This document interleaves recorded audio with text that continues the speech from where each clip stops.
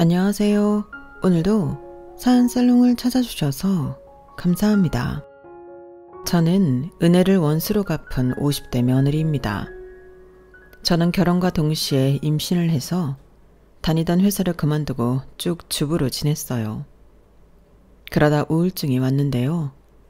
그런 저를 본 남편이 저도 몰래 카페를 차려서 선물로 주었어요.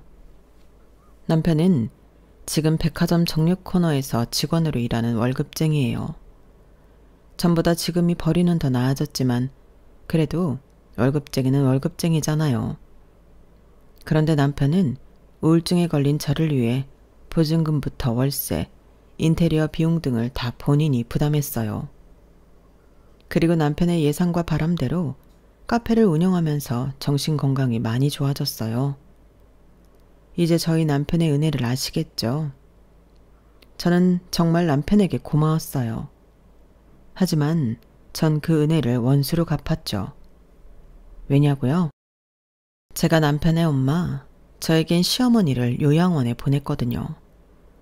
하지만 그렇다고 저에게 억울함이 없는 건 아니에요. 저도 제 나름대로 그게 최선의 복수였죠. 지금부터 그 이야기를 해드릴게요. 저는 결혼하기 전에 직장을 다녔어요. 회사에 뼈를 묻겠다는 생각으로 열심히 일을 했어요. 그러다 제가 사수가 되었는데요. 부사수가 저를 겪어보고는 무슨 판단이 섰는지 갑자기 소개팅을 해보지 않겠냐고 물었어요. 웬 소개팅? 더위 먹었어? 아니, 선배님처럼 똑 부러지고 당찬 캐릭터를 좋아하는 지인이 있거든요. 그분도 정말 성실하고 건실하세요. 대학은 안 나왔긴 한데 그게 다 사정이 있어서. 선배님이 그 점만 괜찮으시면 한번 만나보실래요? 잘 어울릴 것 같은데. 그래, 강대리도 이제 시집 가야지. 팀장님은 이런 이야기만 나오면 재밌어 하신다니까. 됐어요. 저도 엄청 높거든요. 돕기는. 지난번에 회사 앞에서 기다리던 놈은 영 아니던데. 그러다 순식간에 노처녀 되는 거야. 기회 있을 때 잡아. 솔직히 당시 제 주변에 친구들이 하나 둘씩 다 시집을 가서 조급하긴 했어요. 그래서 일단 가볍게 만나보자 싶어서 부사수의 제안에 응했어요. 그런데 인연이라는 게 정말 따로 있는 건지 저는 부사수에게 소개받은 남자와 연애를 하게 되고 6개월 만에 결혼을 준비해요. 저는 남편의 건실함이 좋았어요. 남편은 당시에는 마트에 있는 정육 코너에서 일을 했는데요. 남편은 자신의 일에 대한 자부심이 있었어요. 그게 남편을 튼튼하게 유지하는 것 같았죠. 그리고 남편은 부사수의 말대로 대학교 중퇴를 한 고졸이었어요. 제가 이런저런 사정으로 대학교를 중퇴한 고졸이지만 거기서 주눅 들거나 투정하기보다는 바꿀 수 없는 것은 받아들이고 다른 점으로 그것들을 보완하는 편이에요. 그래서 지금 여기까지 온 거고요. 말씀드리긴 나쁘끄럽지만 고졸 직원들 중에 제일 빨리 연봉도 올랐고 나름 인정받고 있어요. 그래서 이젠 고졸이라는 게 저에겐 약점이 아니랍니다. 대학교를 졸업했다면 더 빨랐을 텐데 이런 생각도 안 해요. 그냥 사실로만 인정합니다. 그런데 오늘은 좀 긴장되네요. 왜요? 고졸이라는 이유로 저를 나쁘게 혹은 안 좋게 생각하실까봐 긴장되네요. 아니에요.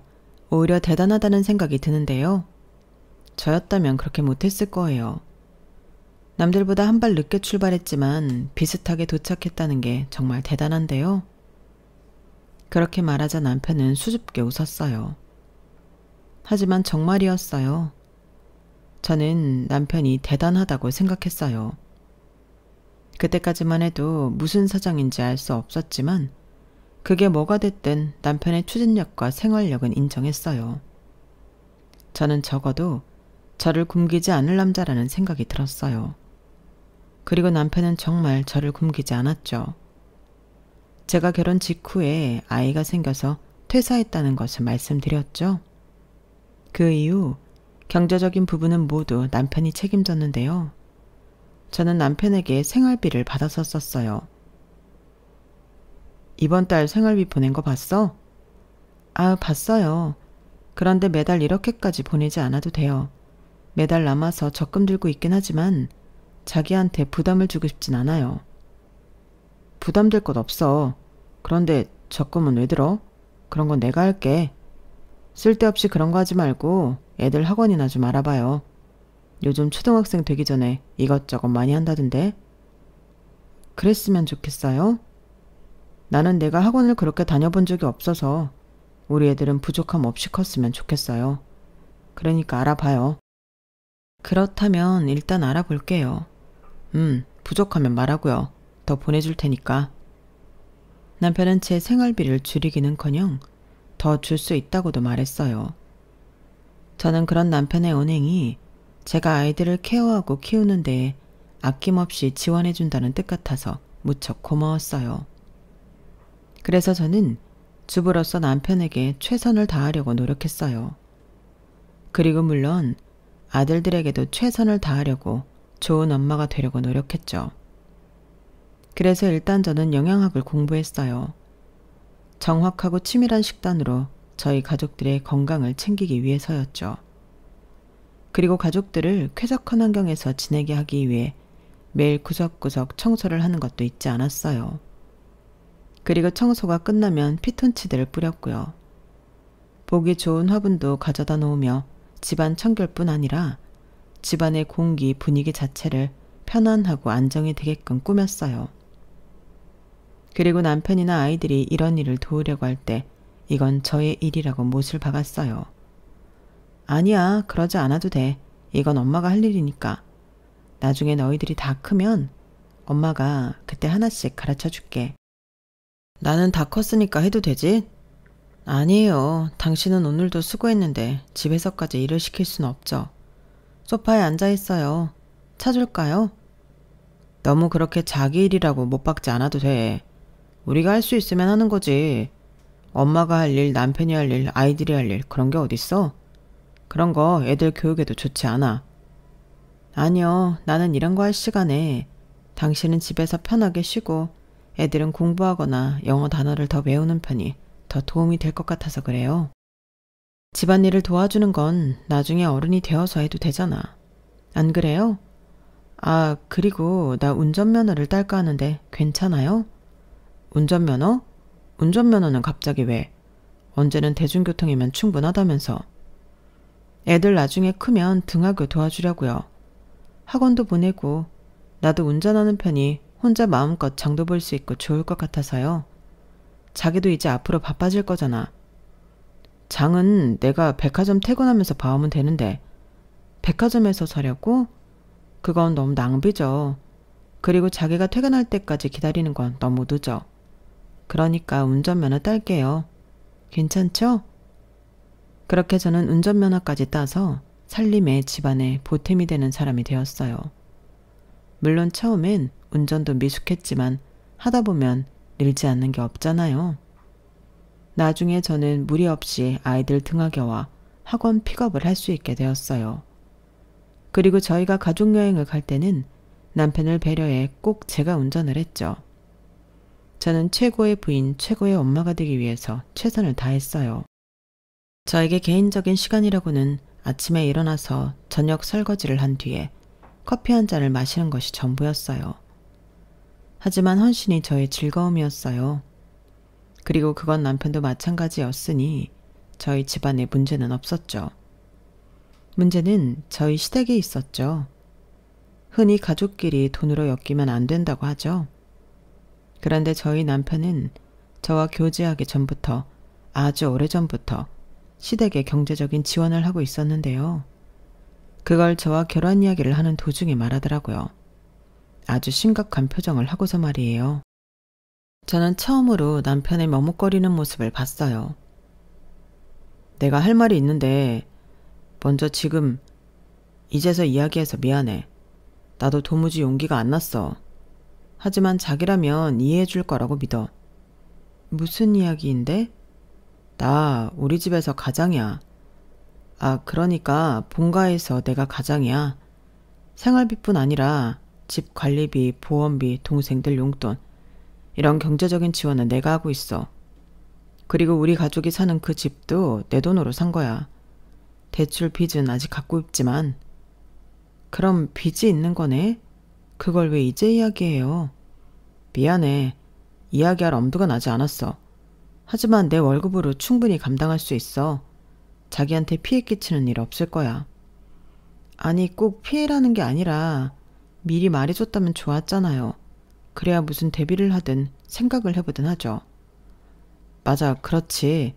하지만 나는 자기가 생각하는 게 무서웠어. 이런 사람과 누가 결혼하고 싶겠어?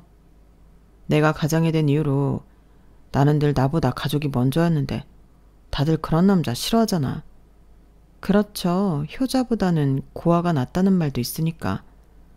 그래도 걱정할 것 없어. 엄마한테 주는 생활비도 줄일 거고 동생들 용돈은 내가 결혼하면 그달부터 주지 않을 거야.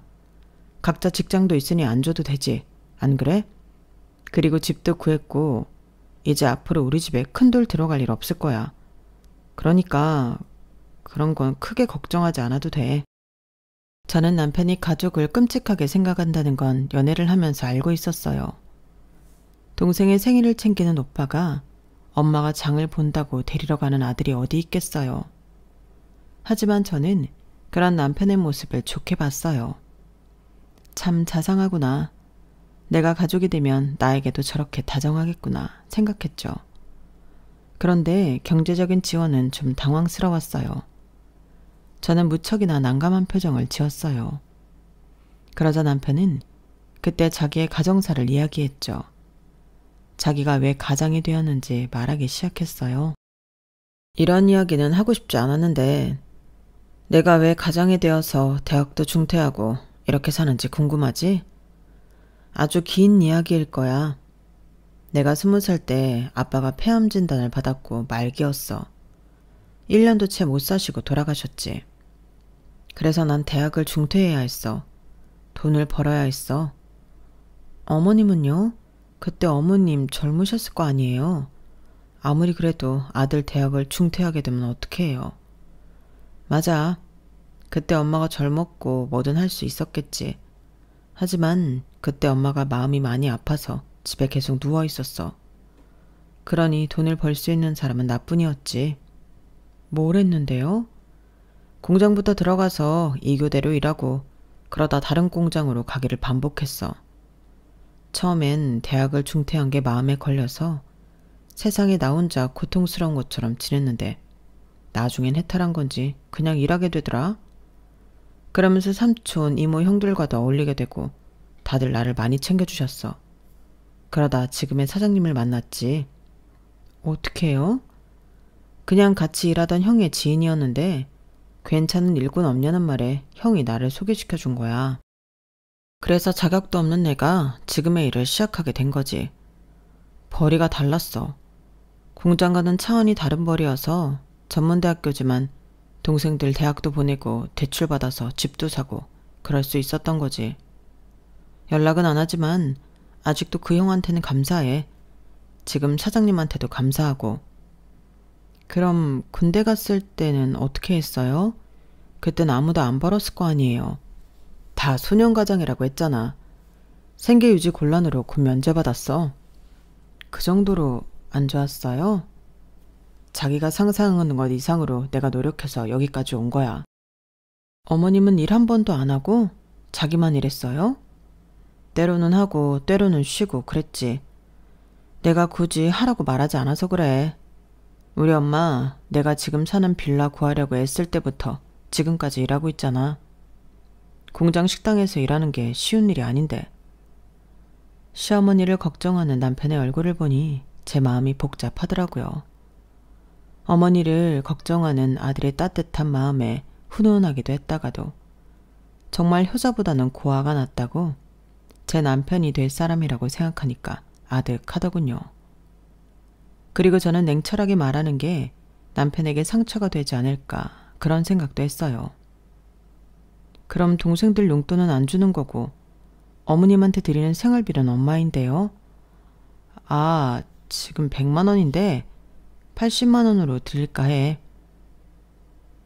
남편은 기죽은 표정을 지었어요. 저는 남편의 그 표정이 마음이 약해졌죠. 그럼 거기에 관리비도 포함해요. 관리비 따로 드리지 말고 거기까지만 지원해요.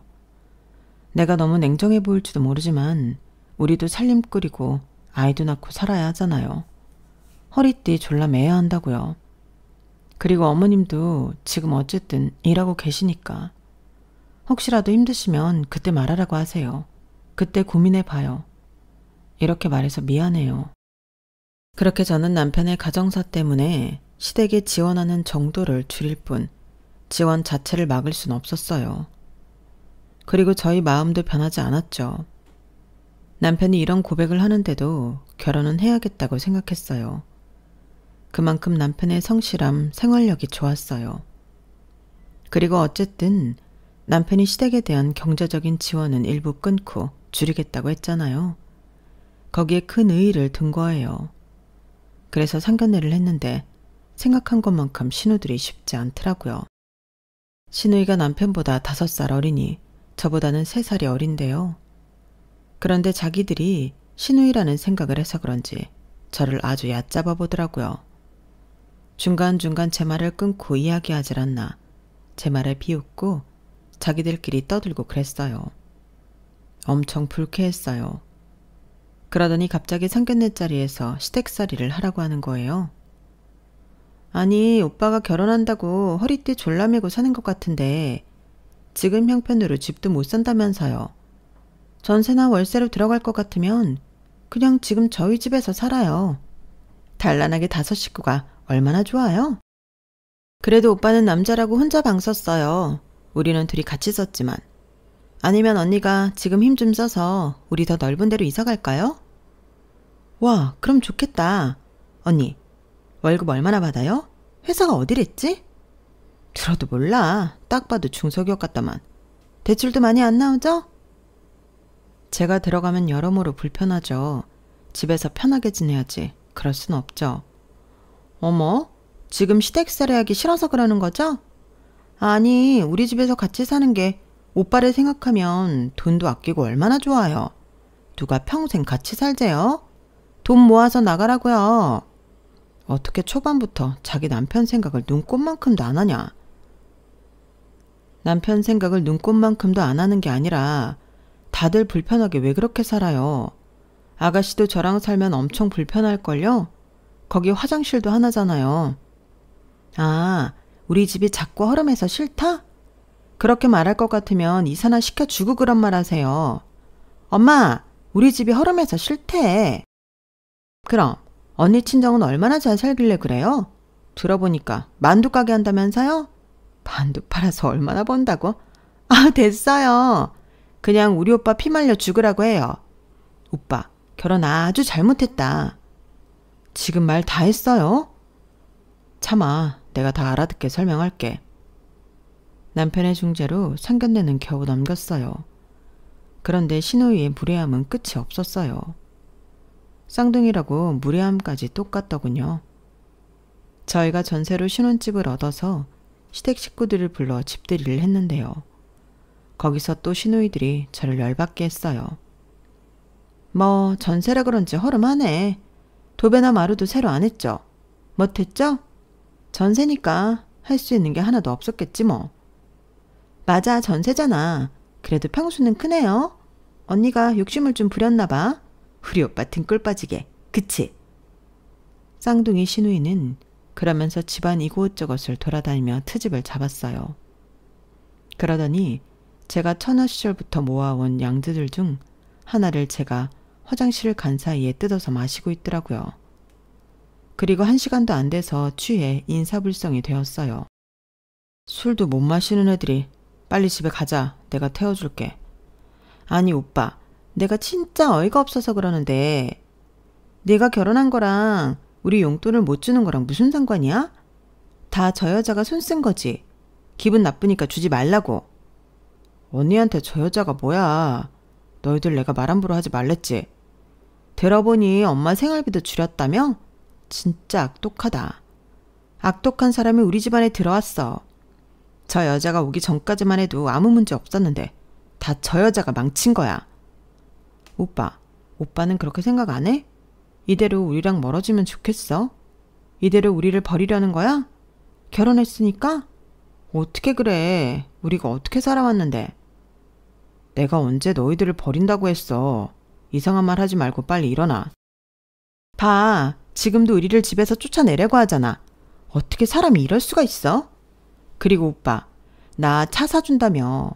입사 1년 선물로 차 사준다고 한 것도 이제 무효인 거지. 다 저 여자 때문에. 그건 일단 일어나 집에 가자. 아휴, 우리 착한 오빠가 여자 잘못 만나서 엄마도 버리고 동생들도 버리고. 참 좋겠어요. 언니는 참 좋겠어요. 그런데 언니, 그거 하나는 기억해요. 오빠는 절대 우리 못 버려요. 지금 버린 것 같죠? 우리가 울고불고 하면 다시 돌아와요. 그니까 우리 오빠 쥐고 살려고 하지 마요. 내가 언제 그렇게 했다고 그래요? 지금 너무 취했어요. 내일 일어나서 후회하지 말고 오빠 말대로 일어나서 집에 가요. 언제 그랬냐고요? 진짜 뻔뻔하다. 지금 우리 오빠가 얼마나 변했는지 알아요? 원래 이런 사람이 아니라고요. 다 당신 때문이야. 못된 여자 같으니. 결국 남편은 힘을 써서 쌍둥이 시누이를 일으키고 집 밖으로 나갔어요. 저는 빈자리를 치우면서 눈물이 날 것 같았어요. 많은 이유들이 있었지만 가장 큰 이유는 제가 시댁 식구들의 균형을 망친 사람이라는 불청객이라는 것이었어요. 제가 눈물을 흘리고 있으니 돌아온 남편이 저를 안아주며 앞으로 이런 일 없도록 하겠다고 말했어요. 자기도 그렇게 생각하는 건 아니죠? 내가 당신 본가의 불청객이라고 생각하는 건 아니죠? 아니지, 당연히 아니지. 자기는 내 남편이에요? 아니면 아가씨들의 오빠예요? 어머님의 아들이에요? 나 이런 말 들으면서 견디고 싶지 않아요. 왜 다들 나를 적으로 물지 못해 안달이냐고요. 아니야, 다들 꼭 그렇게만 생각하는 건 아닐 거야. 내가 다시는 이런 일 없도록 할게. 자기가 불편하면 마주치는 일도 없도록 할게. 나 때문에 자기가 전세밖에 못하는 것도 미안한데 이런 일을 겪게 해서 미안해. 다 우리 동생들이 부족해서 그런 거야. 그리고 정말 남편은 저와 결혼 전에 한 약속들을 지켜줬어요. 시어머니에게 드리는 생활비는 80만 원에서 오르지 않았고 쌍둥이 시누이에게는 어떠한 경제적 지원도 하지 않았어요. 입사 1년이 되었을 땐 축하 선물로 차가 아닌 향수를 선물해줬죠. 하지만 그것도 지출이잖아요. 저희 부부는 남편이 돈 관리를 했는데 남편은 전세 계약 기간이 끝나면 다른 전셋집으로 옮기게 바빴고 저희 집을 구할 생각은 하지 않았어요. 사실 이사가 말이 간단하지 정말 간단한 일이 아니잖아요. 다른 전셋집을 구하는 것도 보통 일이 아니고요. 저는 물론 남편도 그렇겠지만 엄청난 스트레스를 받았어요. 그래서 언젠가는 대출을 무리해서 받아도 좋으니 집을 구하자고 말했어요. 애들도 이제 커가고 있고 이렇게 자주 이사하는 거 애들도 스트레스일 거예요. 알지, 나도 알아요. 하지만 그 정도 여유가 없는데 무리해서 대출을 받는 건 나는 좀 부담스러워요. 요새 집값이 다 제 값도 아니고 솔직히 거품이잖아. 그 거품값을 주고 사는 것도 기분 나쁘고 그냥 2년마다 새로운 집으로 기분 전환한다고 생각해요.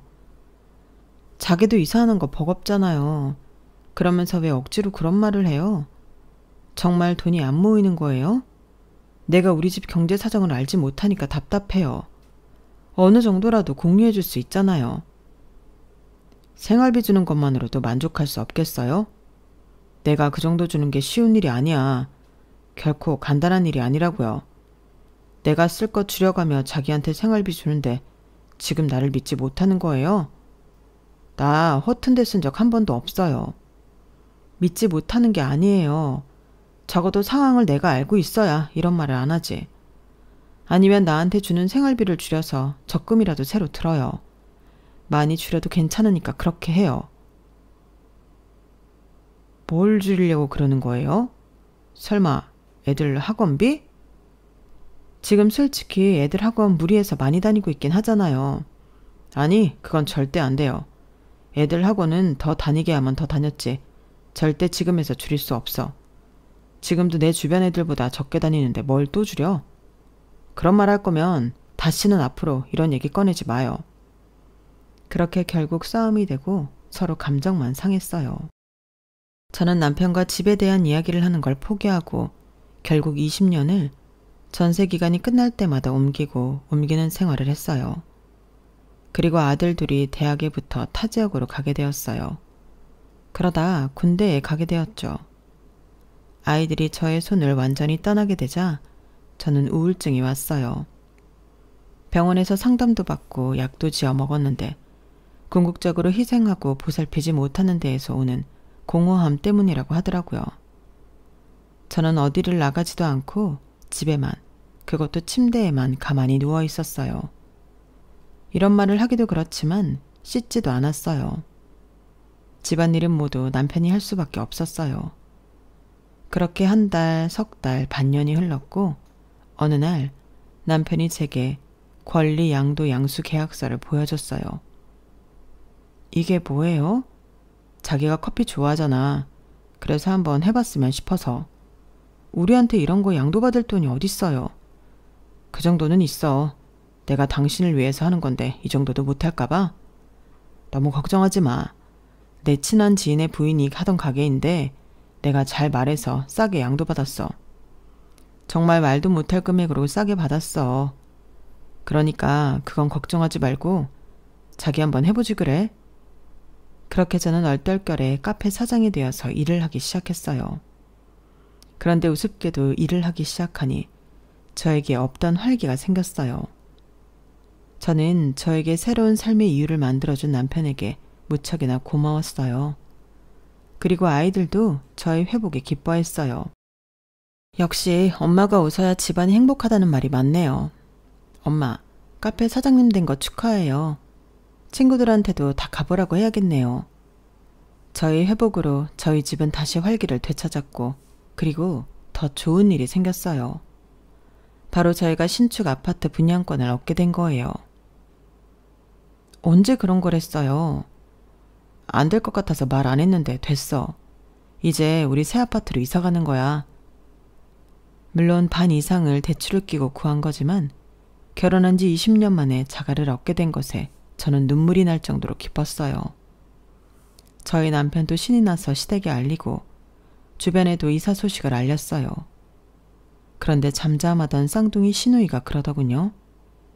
쌍둥이 시누이는 결혼을 해서 각자 가정이 있었어요. 그러니까 시댁에는 시어머니 혼자 살고 있었죠. 오빠, 기왕 이렇게 된 거 엄마 모시고 살지 그래? 한 40평은 된다며. 그럼 제일 끝방을 엄마 주고 그러면 사생활보호도 되잖아? 뭔 40평밖에 안 되는 데서 사생활보호야. 남편은 그러면서 제 눈치를 봤어요. 눈치를 보고 시어머니를 모시고 살기를 바라는 것 같았죠.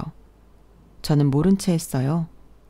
그러자 쌍둥이 시누이는 타깃을 저로 돌렸죠. 언니, 생각을 해봐요.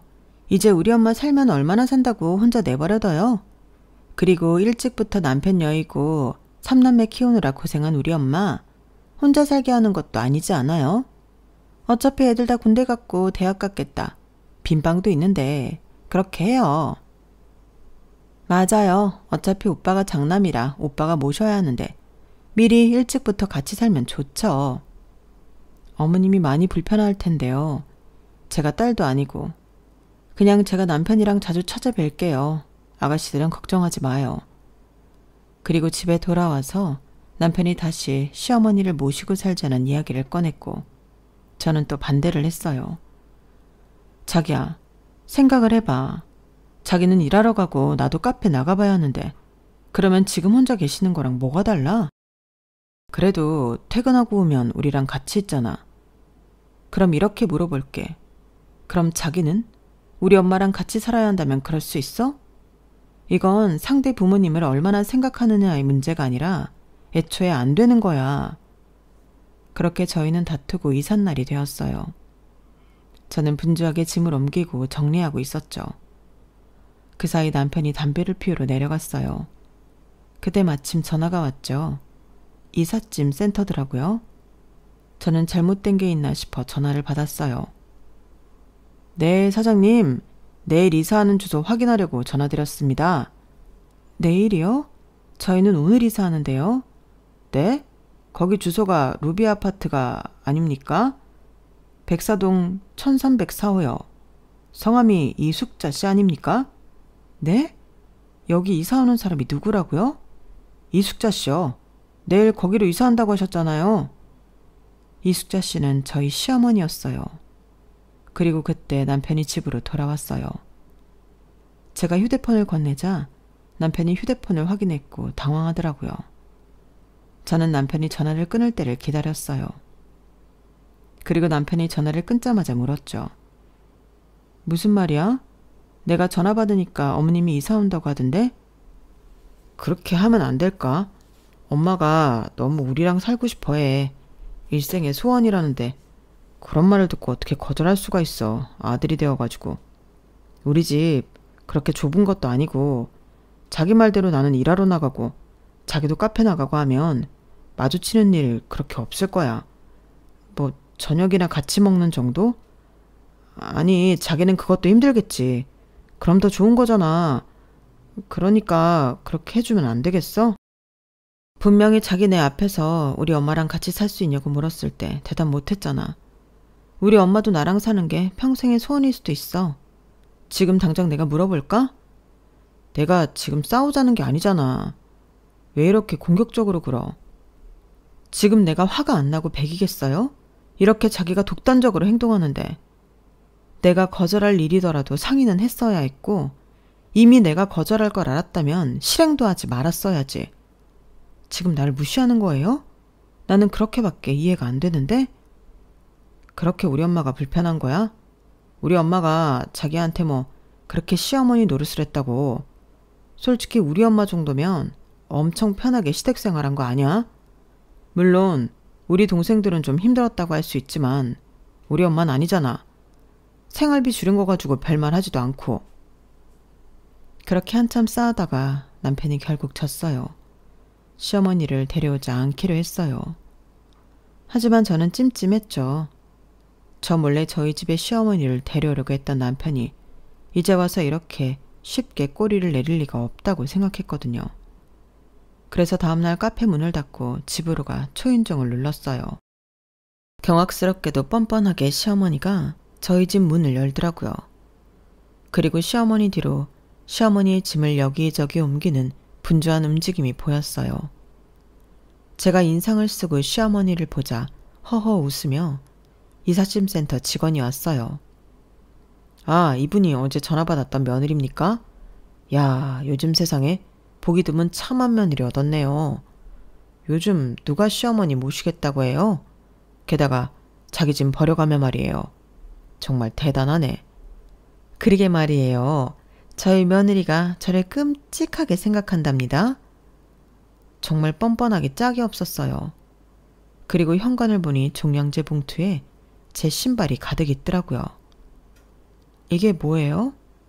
내 신발 넣을 데가 없어서 보니까 낡았던데 이왕 이렇게 된 거 몇 켤레 사지 그러니? 저는 시어머니를 지나쳐 집으로 들어갔어요. 거실을 보니 웃음이 나더라고요. 거실에 있던 저희 가족 사진이 없고 제가 없는 시댁 식구들 가족 사진과 돌아가신 시아버지 사진이 못 박혀 있었어요. 제가 저희 가족 사진 걸 때도 못을 안 박았는데 정말 웃음이 나더군요. 그리고 부엌을 보니 엉망이었어요. 제 그릇들이며 부엌 살림들이 밖으로 나와 있고 시어머니 것들이 정리되고 있었죠. 그리고 이삿짐센터 직원들이 침대를 안방으로 가져가더라고요. 그래서 안방에 들어가 보니 저희 부부의 짐들이 완전히 빠져 있었어요. 저희 짐은 어디 있어요? 화가 난 제가 짐 정리를 하는 시어머니에게 다그치며 묻자 시어머니는 큰 아들 방을 가리켰어요. 왜 저기 뒀어요? 아니 들어오실 거면 남은 방에 들어가야지 왜 안방이에요? 그럼 내가 이 나이 먹고 제일 작은 방에 들어가야겠니? 어차피 너희 애들 군대 갔고 제대해도 이 집으로 들어오지도 않는데 방을 만들어서 뭐하니? 그것도 애들한테 부담 주는 거다. 다 큰 애들한테 뭐하는 거야? 더군다나 나는 남들이랑 화장실 같이 못 써. 안방에만 화장실이 딸린 걸 어떡하니? 그리고 너무 억울하게 생각하지 마라. 내가 평소에 너 없었으면 200만 원 받았던 거 150만 원만 받고 살았어. 50만 원 차이가 얼마나 큰지 너도 알지? 게다가 거기서 관리비까지 내라고 했으니 내가 숨은 쉬고 살았겠니? 아니 잠깐만, 150만 원이요? 80만 원이 아니라요? 그래, 네가 80만 원만 주라고 했다며. 그게 가당키나 하니? 80만 원을 누구 코에 붙여? 내가 안 된다고 했지. 그래서 150만 원 주더라. 원래처럼 200만 원은 독한 너 때문에 못 준다고. 그럼 이제껏 150만 원 받고 지냈던 거예요? 그래, 왜? 또 내 아들한테 가서 혼내려고? 대체 너는 어디서 가정교육을 받았길래 애가 그렇게 드세니? 이런 애인 줄 미리 알았으면 결혼 뜯어 말렸을 텐데. 아무튼 너 때문에 내가 이제껏 이렇게 살았으니 지금부터는 네가 참고 살아라. 그런데 나는 아무리 생각해도 이해가 안 된다. 우리 아들이 우리 식구들한테 돈 좀 쓰겠다는 걸 네가 무슨 자격으로 막는지 악독해가지고. 너나 잘해라. 너는 내 아들 돈 축 내지 않냐? 카페도 차려주고. 그게 그거랑 같아요? 저는 부부잖아요. 나는 엄마야. 내가 없었으면 우리 아들 태어나지도 못했어. 그런 말이 아니라 저희 남편이 저랑 결혼한 이상 제 남편에게 가족인 저랑 아들들이에요. 어머님이 아니라. 싸가지 없긴. 네 엄마한테도 그렇게 말해라. 내가 이제껏 봐줬더니 아주 사람을 물로 알고. 어머님이 언제 봐줬어요? 아가씨들이 저 뒤에서 욕할 때 웃는 거 내가 모를 줄 알아요? 그리고 내 밥만 늘 찬밥 돌려서 주고 내가 준 선물 다 쓰레기통에 버리고 제 카페에 사람들 데리고 와서 돈도 안 내고 테이블 엉망으로 만들고 바깥 음식 시켜 먹고 그러면서 고맙다는 말 한 번을 안 했잖아요. 그게 어딜 봐서 봐준 거예요. 됐어요. 여기서 지내고 싶으면 지내세요. 저도 생각이라는 게 있어요. 그렇게 일주일이란 시간을 시댁살이를 했는데 정말 지옥이었어요. 이제는 그 누구의 눈치도 보지 않고 제 마음대로 하는 시어머니와 아무 때나 들이닥치는 쌍둥이 시누이. 그리고 남편은 그런 모습을 보면서 아무런 조치를 취하지 않았죠. 꼭 저희 집이 시댁 식구들의 아지트가 된 기분이었어요.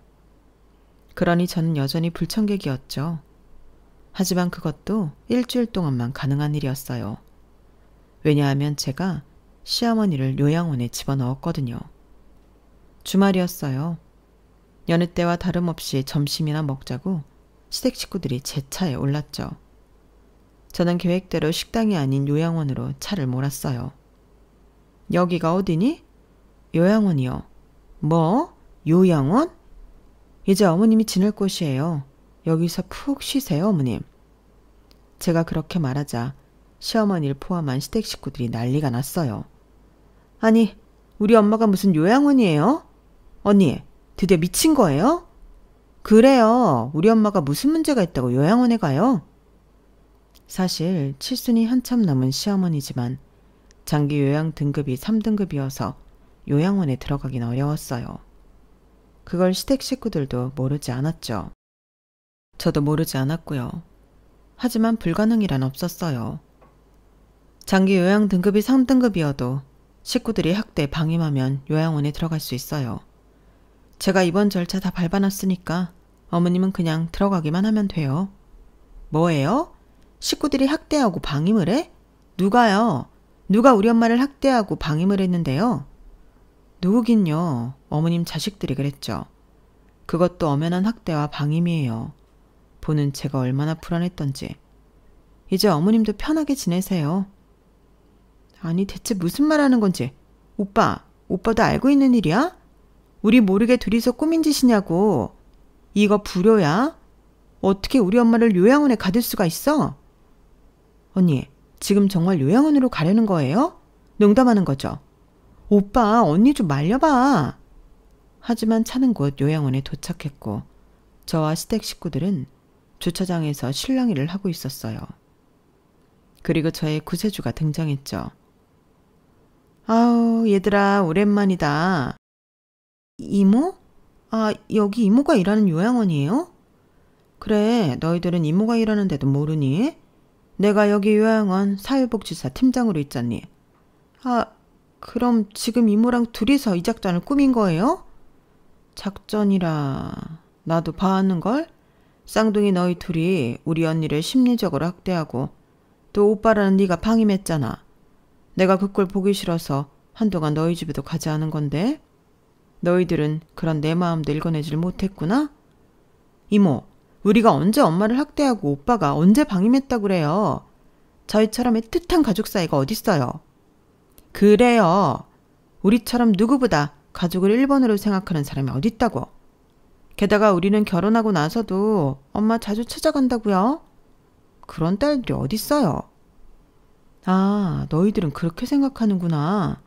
하지만 너희가 니네 엄마한테 하는 건 엄연한 학대야. 너희들이 엄마한테 하는 말들, 그건 폭언이라고 밖에 볼 수 없어. 저희가 무슨 말을 했다고 그래요? 그래? 한번 들어볼래? 그때 이모님이 제가 증거로 제출한 녹음기를 켰어요. 거기서 앙칼진 쌍둥이 시누이의 목소리가 들렸죠. 아니 좀 말하기 전에 돈 좀 붙이면 안 돼? 왜 내가 닥달하는 사람처럼 굴어야 하냐고. 어차피 줄 거 때 되면 보내라니까. 아니 엄마가 은행을 혼자서 가려고 했는데 다리가 너무 아프잖니. 언니는 언니한테 은행 데려가 달라고 말하면 되잖아. 엄마 바보야? 시어머니가 며느리한테 그 정도 부탁도 못해? 아니면 휴대폰 줘봐. 내가 인터넷 뱅킹 깔게. 그건 그렇게 하면 그냥 돈 빠지는 거 아니냐? 당연히 그냥 돈 빠지지. 때 되면 빠지게끔 내가 해놓을 테니까 휴대폰 달라니까. 그래 엄마. 그거 해놓으면 자동적으로 돈 우리한테 와. 얼마나 편해? 매번 우리가 이렇게 다그칠 일도 없고. 설마 엄마 우리가 엄마 돈 뺏어간다고 생각하는 건 아니지? 그럼 진짜 웃긴 거야. 엄마가 우리한테 해준 게 뭐가 있다고. 대학도 오빠 돈으로 갔고 시집도 오빠 돈으로 갔는데 엄마는 그냥 얼떨결에 낳기만 했지. 그래도 우리가 50만 원으로 퉁 쳐주잖아. 오빠는 모르지? 오빤 모르게 해. 그러다 괜히 엄마도 돈 못 받는다. 아, 이제 다 됐다. 이제 오빠한테 받는 150만 원 중에 50만 원씩 매달 10일마다 우리한테 송금될 거예요. 아, 진짜 나이 들어 고집만 세져서는 그냥 요양원에 보내버릴까 보다. 뭘 그런 표정을 지어요. 진짜 우리가 돈 뺏어간다고 생각하는 거예요? 엄마, 양심이 있으면 엄마라면 그런 생각하면 안 되죠. 오빠랑 언니 왔어요. 조용히 입 다물고 있어요. 이모님이 녹음기를 끄고 다른 것도 있는데 들려줄까? 라고 물었어요. 그러자 쌍둥이 시누이는 남편의 눈치를 막 보고 있었죠. 그리고 남편은 너무 충격받았는지 얼굴이 새하얗게 질렸어요. 이것 말고도 들어보니 참 우리 언니를 잡아먹지 못해 안달이더구나. 그래도 너희 생모인데 그러면 안 되지. 그것도 엄연한 폭언이야. 어디 누가 엄마한테 그런 소리를 해. 그리고 너희 오빠가 너희들 돈줄이니? 장가도 갔는데 이제 그러면 안 되지. 이모가 우리 집 사정을 얼마나 한다고 그래요. 알지도 못하면서 아무렇게나 말하지 말아요. 방임? 말도 안 돼요. 이모가 손 쓴 거죠. 그렇게 해도 돼요? 그래도 의사소견서에 인지능력 저하, 행동변화도 불안하게 나와서 못 들어갈 건 없어. 의사소견서요? 엄마, 언니랑 병원 다녀왔어? 며칠 전에 건강검진한다고. 와, 언니랑 이모 둘이 완전 짜고 우리를 물먹이는구나. 언니, 어떻게 이럴 수 있어요? 그러게, 저를 건들지 말았어야죠. 이모님, 짐은 대충 챙겨왔는데 이대로 들어가면 되나요? 그렇게 시어머니는 요양원에 입소했어요. 돌아오는 차에서 시누이는 분을 참지 못하는 듯 보였죠. 그때 남편이 사실 확인을 했어요. 정말 너희들 엄마 돈을 가로챈 거야? 가로채다니 오빠마저 그렇게 생각하는 거야? 생각을 해봐. 엄마가 우리한테 해준 돈이 그거 말고 뭐가 있는데? 시집 갈 때도 엄마 돈 한 푼 주지 않았어. 그래서 우리가 결혼할 때 얼마나 쪽팔렸는 줄 알아? 오빠가 대신 해줬잖아. 그거 너희 언니도 모르는 사실인데. 그건 오빠가 해준 거고 엄마는 아니잖아. 그러니까 그 돈이라도 받은 거지. 참나, 꼴랑 50만 원 받았는데 우리가 그런 소리 들어야 해? 남편은 그 뒤로 쌍둥이 시누이와 말을 섞지 않았어요. 그리고 돌아와서 식탁에 마주보고 앉아 한참을 한마디도 하지 않고 있었는데 남편이 괜찮을까 묻더라고요. 정말 이대로 괜찮을까? 어머님 요양원에 보낸 거? 난 분명 말했지만 같이 살 수 없어. 자기가 시댁도 팔았잖아. 그럼 어디에 모실 건데? 아가씨들은 안 모실 거고.